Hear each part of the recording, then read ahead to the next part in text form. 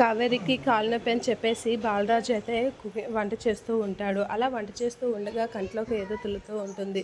అలా తుల్లగానే బాలరాజు నలుపుతూ ఉంటాడు. నలపగానే అయ్యో అలా చెయ్యొద్దు అని చెప్పేసి అలా కన్ను నలపకూడదండి, కన్ను నలపకండి అని చెప్పేసి కావేరి అయితే గట్టిగా అంటూ ఉంటుంది. అయినా బాలరాజు కన్ను నలిపేసరికి తనకి కాలు నొప్పి అనే విషయం కూడా మర్చిపోయి కావేరి అయితే చాలా స్పీడ్గా నడుచుకుంటూ అయితే పరిగెట్టుకుంటూ వెళ్తూ ఉంటుంది. ఇక బాలరాజు కంటికి అలా అయ్యేసరికి కావేరి తట్టుకోలేక అలా చేయకూడదని చెప్పేసి స్పీడ్గా పరిగెట్టుకుంటూ అయితే వెళ్తూ ఉంటుంది. అలా వెళ్తూ బాలరాజుకి అయితే అలా నడపకూడదండి అని తన చేయి పట్టుకొని బాలరాజు కంట్లోకి అయితే ఊదుతూ ఉంటుంది. అలా తను దగ్గరగా అయ్యి బాలరాజుకి ఊదేసరికి బాలరాజు అయితే కావేరిని అలా చూస్తూ ఉండిపోతూ ఉంటాడు. ఇక కావేరి అయితే చాలా కంగారు పడుతూ ఉంటుంది.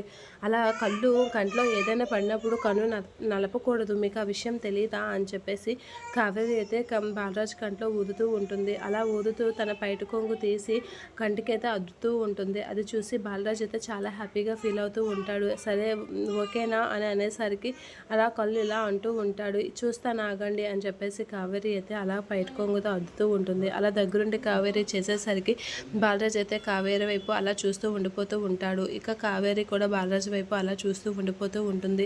ఏంటి కావేరికి నా మీద ఎంత ఎఫెక్షన్ ఉందా అనేది అనుకుంటూ ఉంటాడు బాలరాజు. ఇక బాలరాజు అయితే కావేరిని అలా చూసేసరికి కావేరి కూడా అలా బాలరాజుని చూస్తూ ఉండిపోతూ ఉంటుంది. ఇక ఒకరినొకరు అలా కళ్ళల్లోకి చూసుకుని ఉండిపోతూ ఉంటారు.